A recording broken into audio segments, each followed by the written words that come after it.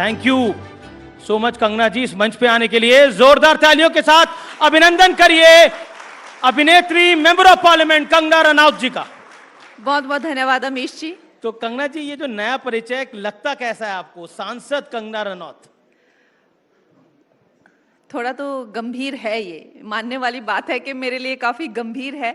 और मैं हमेशा सोचती हूँ कि ये एक ऐसा दायित्व है जो, जैसे आप एक्टिंग करके कभी सोच भी सकते हैं कि अच्छी एक्टिंग कर लेते हैं या आज का काम हो गया या अच्छा हो गया, लेकिन ये ऐसा काम है जो ख़त्म ही नहीं होता है। जितना आप कर लो उतना कम है। जितने लोग हैं उतने ही काम हैं, उतनी ही अपेक्षाएं हैं। और ख़ासकर जब आप एक नेशनल फिगर होते हैं तो मैं हमेशा कहती हूँ, मुझे कहीं से भी फ़ोन, मुझे हर जगह से फ़ोन आ जाते हैं, महिलाओं के आ जाते हैं, लोगों के आ जाते हैं। अटेंड कर पाती हैं सारे फ़ोन आप? मैं वही कह रही हूँ कि आप कभी ऐसा नहीं सोच सकते कि I am good enough in this job. You never feel कि you are good enough, so I am trying to cope. देखिए, चाहे मणिकर्णिका का हो, चाहे इमरजेंसी हो, जहां कंगना रनौत होती है वहां विवाद हो जाता है। अब ये कंट्रोवर्सी जो है वो आपका पीछा क्यों नहीं छोड़ती?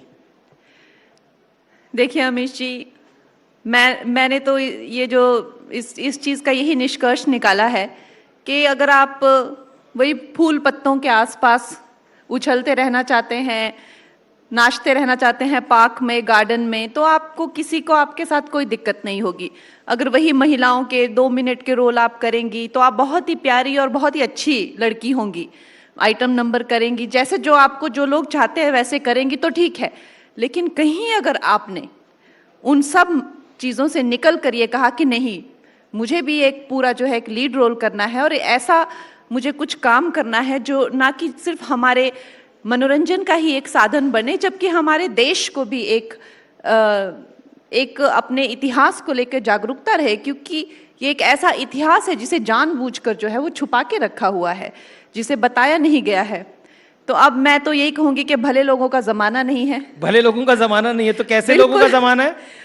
ऐसे लोगों का ज़माना है। आप देखिए, मेरी फिल्म जो है आने को रेडी है बिल्कुल, और सेंसर सर्टिफिकेट मिला है मेरी फिल्म को। 4 हिस्टोरियंस ने जो है इसको हमें सुपरवाइज किया गया है और मेरे पास पूरी डॉक्यूमेंटेशन है। ऐसी कोई चीज़ नहीं है जो मेरी फिल्म में जो है वो गलत दिखाई गई है।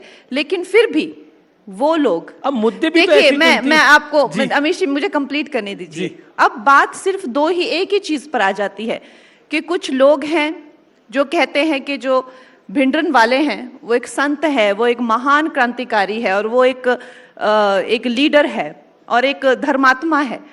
तो अब उन लोगों ने जो है कहीं ना कहीं डरा धमका के, चाहे पेटिशंस, चाहे देश को जला देने की, चाहे धमकियां हो, चाहे ऑफ कोर्स मुझे भी धमकियां आई हैं।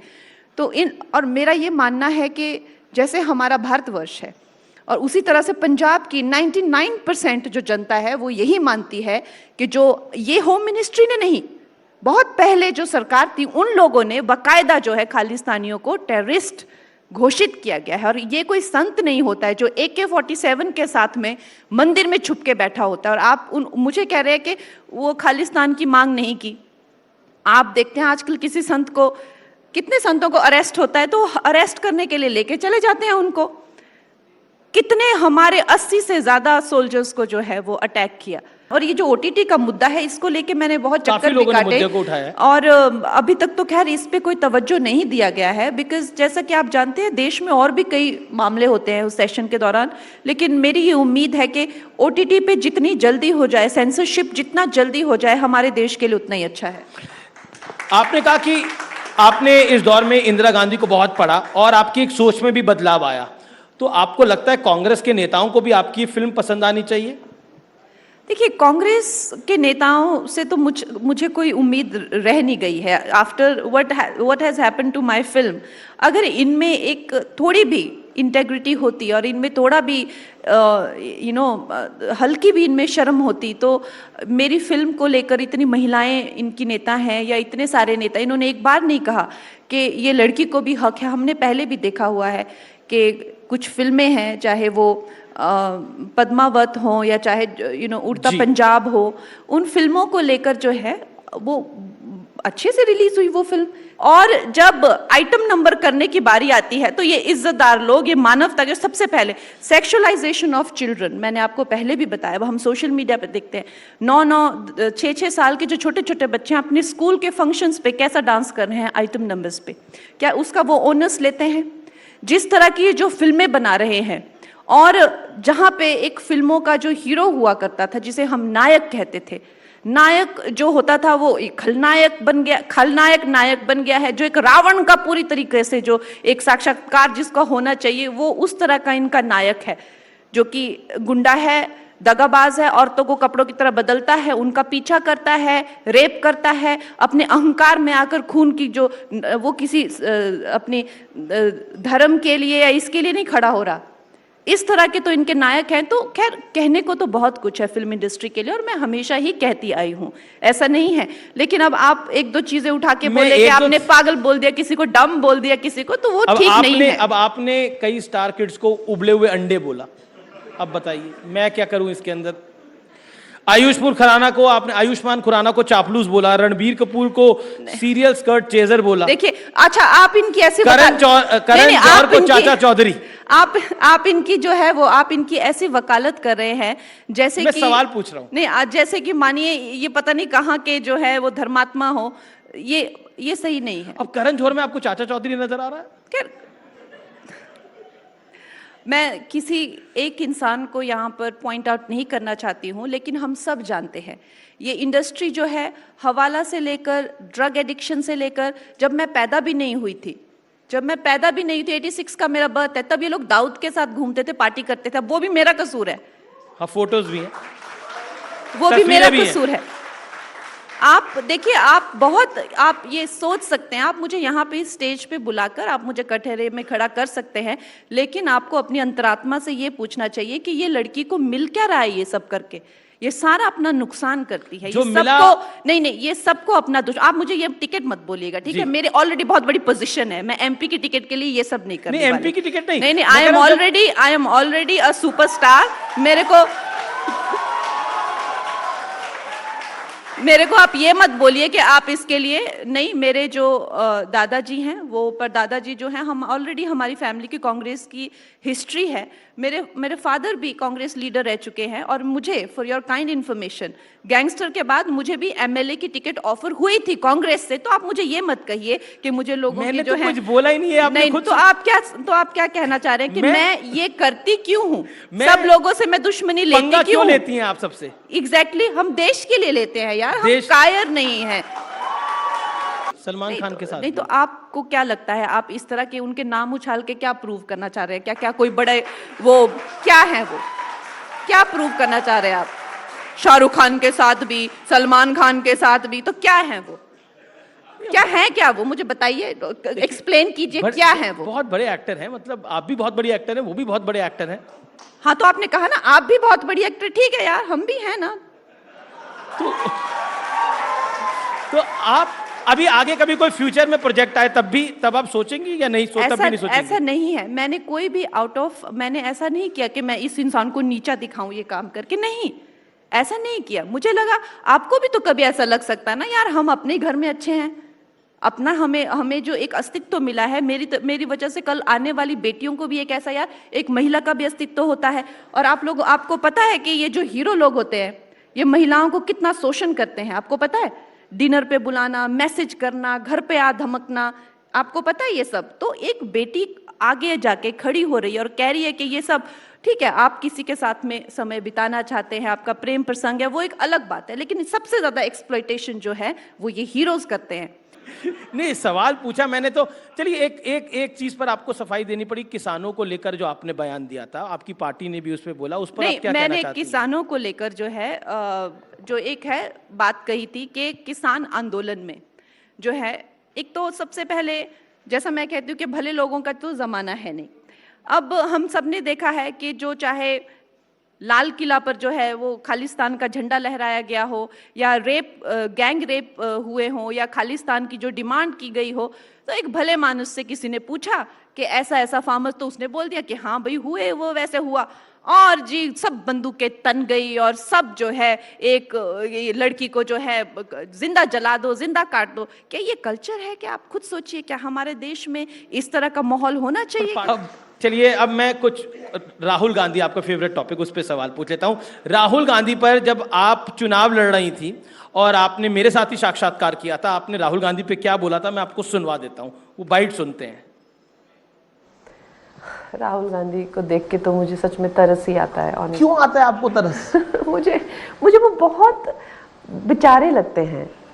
मैंने वो नज़ारा देखा था, वो जाके प्रधानमंत्री को के गोद में बैठ के उनको हक कर लिया और कहते मोहब्बत की दुकान मुझे खोलनी है, फिर जाके ऐसे आंख मार दी। क्या मतलब, वो एक कार्टून कैरेक्टर यार, कम ऑन यार, मुझे हंसी आती है, मुझे एकदम कार्टून लगते हैं वो।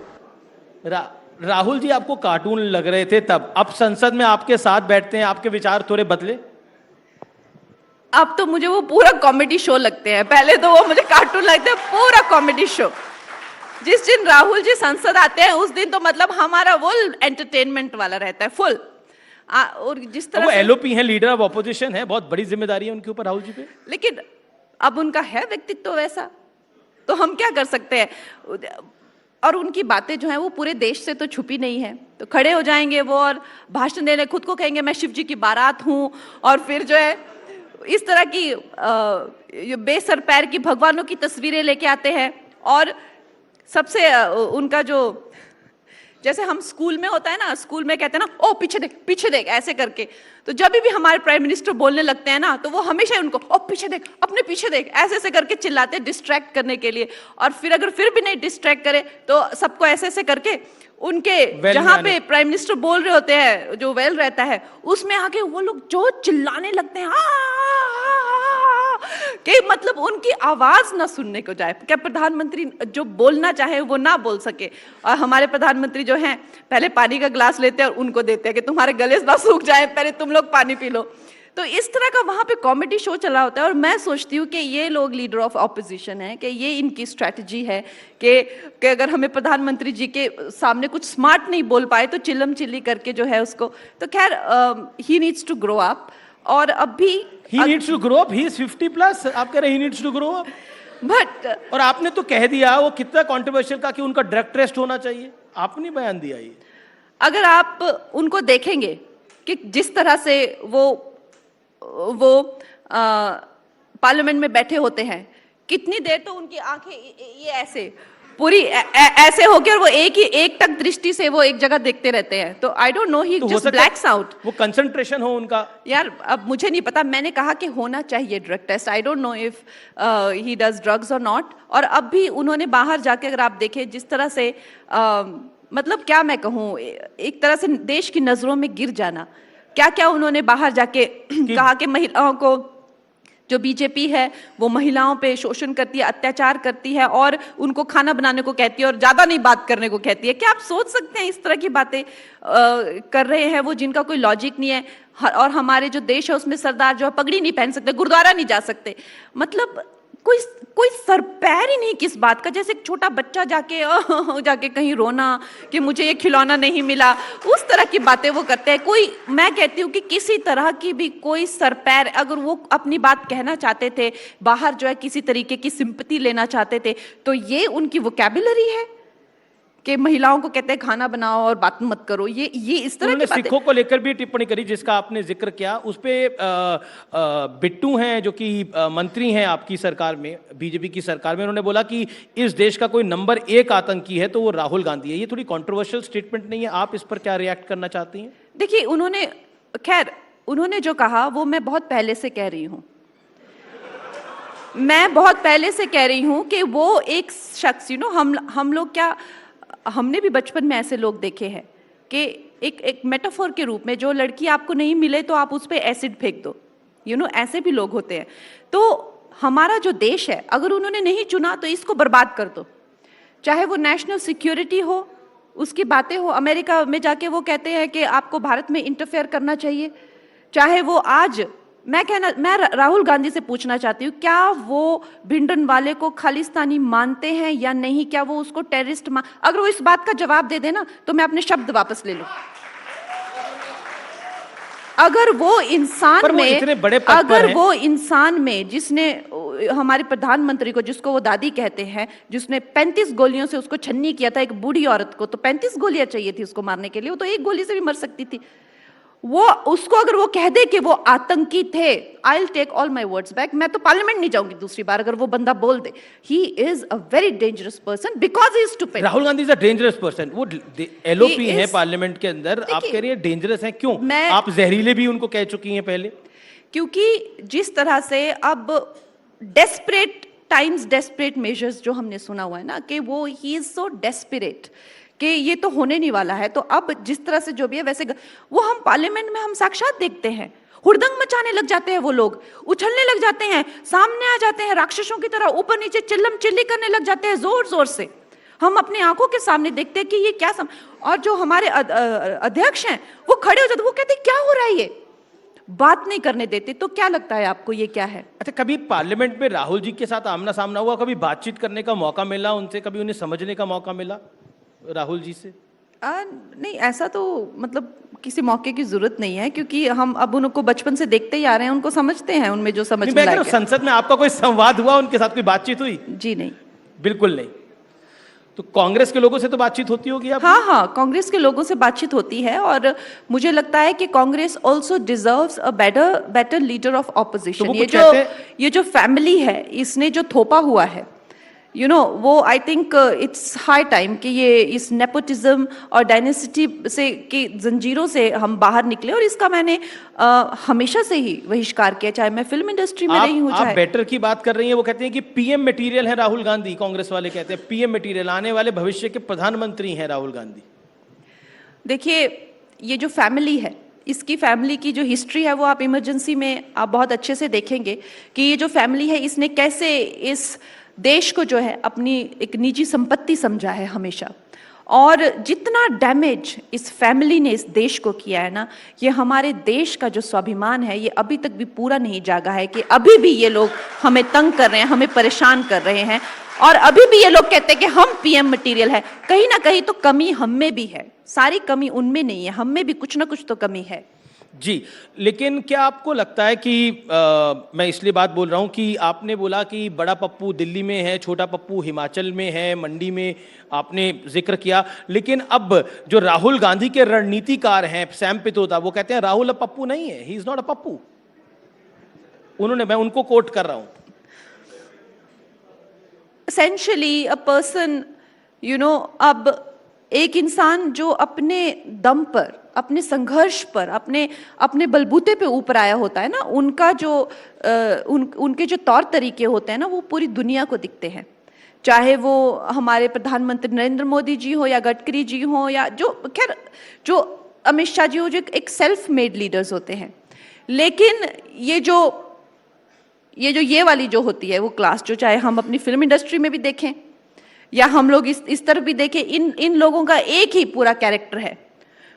जो जैसे इनकी शक्लें हैं, वो जैसे आपने कहा, चाहे हिमाचल में है, चाहे यहाँ पे है, चाहे फिल्म इंडस्ट्री में भी हैं, बस ये लोग जो है वो इनके तालियां बजाने वाले एक टिपिकल 10 लोग होते हैं, वो लोग इनकी तालियां बजाते रहते हैं, और ये लोग जो है अपना बच्चा बन के घूमते हैं। अगला सवाल जो है वो सोशल मीडिया से प्रेरित है, और आखिरी 2 सवाल ही हैं ये। आप एक सफल अभिनेत्री रही हैं, अब आप मेंबर ऑफ पार्लियामेंट हैं, क्योंकि काफी लोग जानना चाहते हैं कि अब आप लाइफ में क्या आगे बढ़ेंगी, क्या आप भी एक फैमिली यानी शादी करेंगी? I definitely want to get married, and और इसी एमपी टर्म में होगी ये शादी? hopefully उसके बाद तो करने का फायदा ही नहीं है फिर। जी, तो कब उम्मीद कर सकते हैं हम? आप मेरी फिल्म रिलीज कराइए पहले, फिर अगले समय में मैं आपको बताऊंगी। देखिए, मेरे अगर हाथ में होता तो मैं तो कल ही करा देता, लेकिन ये सब तो नहीं, अगर मुझे मीडिया का सपोर्ट मिला होता तो भी इतनी बात आगे नहीं बढ़ती। ये एक छोटी सी चीज से शुरू करके कि दिस इज अगेंस्ट सिख, ऐसे करके शुरू हुआ। लेकिन अब नेता पक्की बन गई हैं, आपने सवाल को कैसे बदला, पूरी नेता बन गई हैं, अब आपको मानना पड़ेगा। तालियां इस बात के लिए भी, कंगना जी अब फुल नेता बन गई है। और अब कुछ एक तस्वीरों वाला राउंड है, कुछ तस्वीरें आएंगी और उस पर मैं आपकी टिप्पणी चाहूंगा। देखते हैं पहली तस्वीर किसकी आ रही है। बजरंग पुनिया और विनेश फोगाट के बीच में राहुल गांधी, क्या कहना चाहती हैं आप? You know, I personally feel कि the nation can see through this kind of dirty politics. लेकिन having said that कि जब भी जो लोग opposition के लिए बोलते हैं, they get a lot of appreciation from the media, from ji. the so-called the system, the lobby and everybody. लेकिन अगर हम कहीं सपोर्ट करते राष्ट्रवादी पार्टी को, या जो, खैर अब तो मैं पॉलिटिक्स में हूँ, लेकिन उससे पहले तो पूरी तलवारें हमारे लिए खींच जाती थी, तो दिस इज़ वेरी अनफेयर. मैं आई डोंट माइंड कि दे आर सपोर्टिंग कांग्रेस, लेकिन at the same time for them to behave like we are a political, I think that is a bit questionable. अगली तस्वीर देख लेते हैं, किसकी आ रही है? जया बच्चन जी, क्या कहना चाहती हैं आप? जया बच्चन जी हमारी एक बहुत ही यशस्वी ये एक अभिनेत्री हैं हमारी फिल्म इंडस्ट्री की, and honestly she is known for her short temper, but at the same time I would like to give her the acknowledgement and due credit कि इन दोज टाइम्स आप सोच सकते हैं वो क्या ज़माना था 70s का, जहाँ पे महिलाओं को एक शरीर उनका भुनाना, एक लाइटिंग में और ये सब, उस टाइम पे उन्होंने गुड्डी जैसी फिल्में करी, उन्होंने एक महिलाओं को लेके एक सशक्तिकरण का मैसेज दिया, और उसके बाद भी I think she is one of the most dignified women in the film industry. और जिस तरह से वो अपने आप को राज्यसभा में कैरी करते हैं, you know, I feel very good कि हमारी फिल्म इंडस्ट्री से ऐसी रिप्रेजेंटेशन है. अदरवाइज तो फिल्म इंडस्ट्री की आज भी जब मैं फील्ड में जाती हूँ तो हमेशा मुझे कहा जाता है ये तो नचनिया है, ये तो नाचने वाली है, ये तो कोठे वाली है, ये तो ये है, ये तो वो है. तो खैर अब जो हमारी पीछे से जो हमारे फिल्म इंडस्ट्री के पूर्वजों ने हमें विरासत दी, उसे तो हमें अपने कंधे पे ढोना ही पड़ेगा. अब हमें जो अपने आगे आने वाली पीढ़ी को विरासत देंगे वो भी ऐसे जाना जाएंगे कि भाई ये क्यों नहीं, ये महिला भी एक कलाकार है. तो उनमें से मैं कहूँगी कि Jaya Bachchan ji has been one of those rare actresses who has brought dignity to her craft. जी, लेकिन इन्होंने कहा था कि जिस खाली थाली में खाते हो उसी में छेद करते हो, जब रवि किशन ने ड्रग्स का मुद्दा उठाया था. खैर मैं तब आपने भी कमेंट दिया था, किया था. दैट्स फाइन, हम एक दूसरे को जो है कुछ बोल दे तो मेरा ये मानना है कि हमारे बुजुर्ग हैं, अगर हमें कोई एक बात इन्होंने बोल दी तो हमारे कोई फूल नहीं झड़ गए. जी, अगली फोटो देखते हैं किसकी आ रही है, क्या है.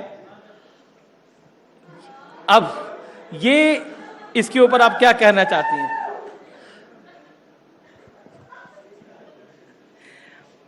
यार ये मेरे को एक्टर रह चुके हैं और मुझे इतनी सफाई जो मेरे और चिराग की फोटो को लेके देनी पड़ती है हर जगह जाके, तो अभी सच में लगता है कि कुछ है क्या, हमें भी ऐसा लगता है कि कुछ है क्या.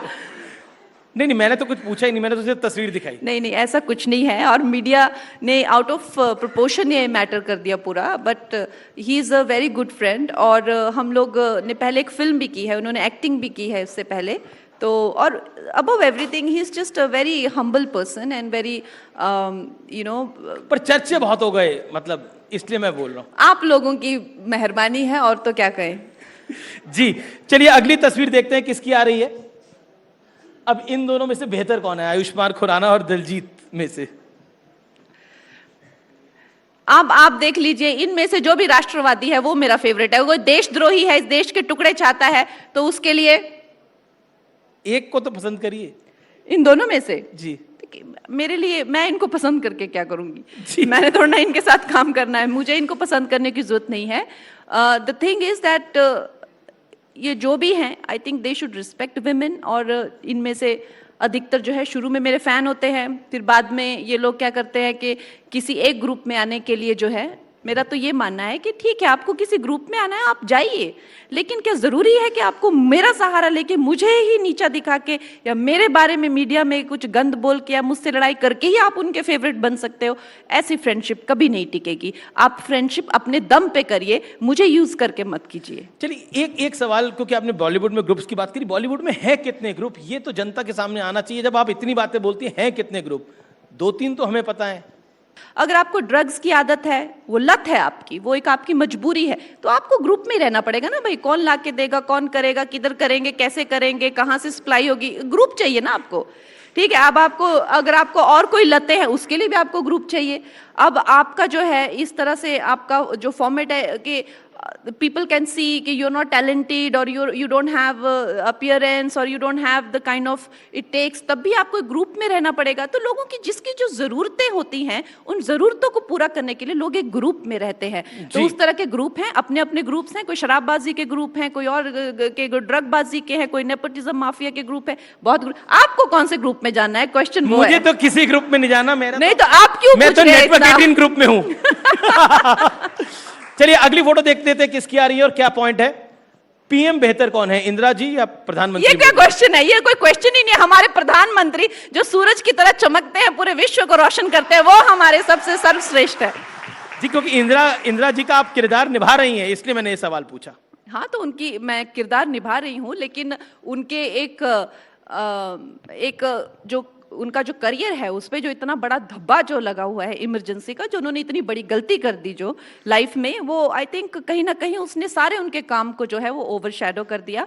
इसीलिए हमने इमरजेंसी फिल्म बनाई है। और हमारे जो प्रधानमंत्री हैं वो शायद ही, मैं तो कहूंगी विश्व के शायद एक मात्र ऐसे नेता होंगे, कभी कोई करप्शन चार्ज उन पे नहीं है, कोई घोटाला चार्ज उन पे नहीं है, कोई इस तरह की कोई भी कितने इनके टाइम में हर जगह जो है प्रेसिडेंट रूल झटपट सरकारें रद्द कर दी जाती थी, टेगो एक भी दाग उनके चरित्र पे नहीं है, और इसीलिए तो उनको मर्यादा पुरुषोत्तम कहते हैं। जी चलिए आखिरी सवाल, नई जनरेशन की एक्ट्रेस में से आपको सारा अली खान, जानवी कपूर, अनन्या पांडे, इन तीनों में से कोई पसंद है आपको, लगता है जिसका ब्राइट फ्यूचर है? नहीं तो आपने इन्हीं के नाम क्यों लिया, और कोई बेटियां नहीं वहां पे? देखो आउटसाइडर है वामिका गाबी है, इस तरह की आउटसाइडर है मृणाल ठाकुर है, लेकिन इनको भी वही चाहिए, तो आई थिंक कहीं ना कहीं कमी तो हम में भी है ना, तो ऐसा नहीं है कि कमियां सिर्फ उन्हीं में ही है। नहीं पर फिर भी मतलब आपकी फेवरेट कौन है इनमें से? मेरी तो कंगना रनौत है फेवरेट, आप बताइए। नहीं फिर भी एक अनन्या पांडे बेहतर लगती हैं आपको? यार देखो, एसेंशियली वो भी किसी के बच्चे हैं, हम लोग ये नहीं कह रहे हैं कि भाई उनको वो करो, बट हमें इस धर्म संकट में मत डालो कि सब कुछ हमें करना है। तुम भी कुछ करो यार, हमें इस धर्म संकट में मत डालो।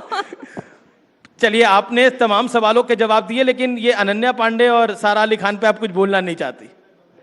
मैं नहीं बोलना चाहती, बट मैं ऐसा चाहती हूँ कि हमारी जो फिल्म इंडस्ट्री है उसमें जो आर्ट का जो स्टैंडर्ड है वो धीरे धीरे इतना नीचा ना चला जाए कि जो है वो ख़त्म ही हो जाए बिल्कुल। हर दिन जो है, चाहे वो एक्टिंग के स्टैंडर्ड्स हो, चाहे वो एक वहाँ पे फिल्मों के स्टैंडर्ड्स हो, गिरते ही जा रहे हैं। तो मैं चाहती हूँ कि कला को सर्वोपरि रखें। ये बहुत अच्छी बात आपने बोली कि कला सबसे ऊपर है, कला सर्वोपरि रहनी चाहिए। और जैसे हमारी कलाकार एक्ट्रेसेस हुई हैं, चाहे वो मैं तो कुछ के नाम लूंगी तो इरफान खान साहब हो गए, मनोज बाजपेयी जी जैसा कोई कलाकार नहीं हुआ है आज तक। उनकी जो रेंज है, और आप लाइफ ऑफ पाई में देख लीजिए, उनका रोल देख लीजिए, नेम सेक में देख लीजिए, इरफान साहब हो गए।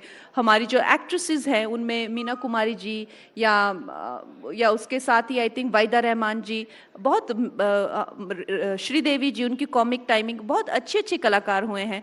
और हमारा जो स्टैंडर्ड है वो फिल्म इंडस्ट्री का दिन ब दिन गिरता जा रहा है। I hope they raise the bar. बहुत बहुत शुक्रिया कंगना जी, आप आई हमारे मंच के ऊपर, आपने अपनी बात को रखा।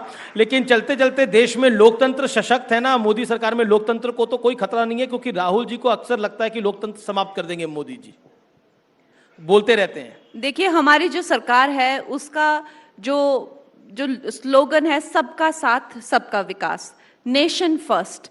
तो इस तरह के स्लोगन्स के साथ, इस तरह की जो हमारी जो सोच है उसके साथ हम चलने वाले हैं।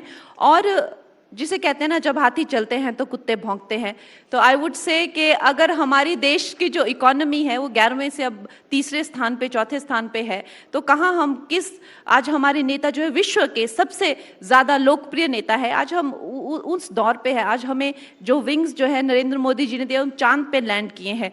तो बोलने वाले जिन्हें जलन होती है वो तो बोलेंगे ही, लेकिन अगर किसी को खतरा है यहाँ पे इस देश में आज, तो वो है भ्रष्टाचारियों को खतरा है, सिर्फ भ्रष्टाचारियों को खतरा है, और उनको खतरा रहेगा। आपकी मदर आपको बोलती नहीं है इतना पंगा मत लियो करो कंगना, हम साधारण परिवार से हैं, तुम क्यों फंसा देती हो? मैं बोला है कि नहीं बोला, सही बताइएगा। ऑफ कोर्स पेरेंट्स बोलते ही हैं। हाँ। जी बहुत शुक्रिया, बहुत शुक्रिया आपका हमारे साथ इस मंच पे आए। जोरदार तालियां कंगना रनौत के लिए।